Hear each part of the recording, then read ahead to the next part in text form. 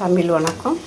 பாருங்கள், இப்போ உருளைக்கிழங்கு கறி மாதிரி செய்ய பாருங்கள். அதுக்குள்ள பொருள் பாருங்கள். மட்டன் மசாலா, பெருங்காய பவுட்ரு, கரம் மசாலா பவுட்ரு, உப்பு தேவையான அளவு எடுத்துக்கிட்டோம். ஒரு எண்ணெய் சட்டி வச்சுட்டோம். அந்த தண்ணியோட அரை டம்ளர் தண்ணி விட்டுருக்கோம்.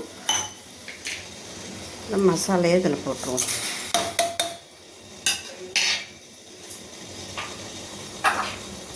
அரை ஸ்பூன் மஞ்சள் போட்டுக்கிட்டோம். பூண்டு நினச்சி போட்டுக்கிட்டோம். இப்போ இந்த உருளைக்கிழங்கு அதில் கொட்டிடுவோம்.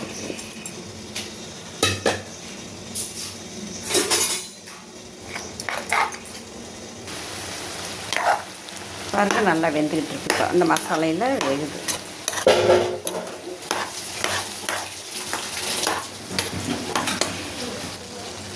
நல்லா வெந்துக்கிட்டு இருக்கு பாருங்கள். இப்போ கருவேப்பிலையை போட்டுருவோம்.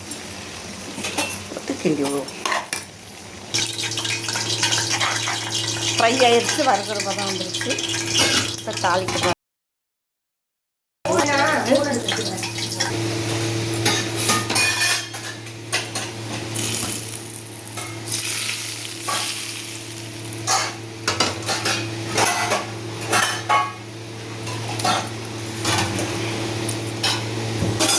உருளைக்கிழங்கு மசாலா வறுவல் சூப்பராக இருக்குது பாருங்கள். இது மாதிரி செஞ்சு கொடுங்க குழந்தைங்களுக்கு.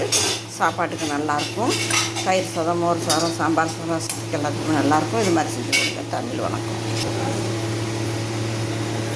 சூப்பராக இருக்குது பாருங்கள். மசாலா போட்டு நல்லா சிக்கன் மாதிரியே இருக்குது. சிக்கன் கறி வறுவல் மாதிரியே இருக்குது பாருங்கள். சூப்பராக இருக்குது. இது மாதிரி செஞ்சு குழந்தைங்களுக்கு கொடுங்க. ரொம்ப நல்லாயிருக்கும்.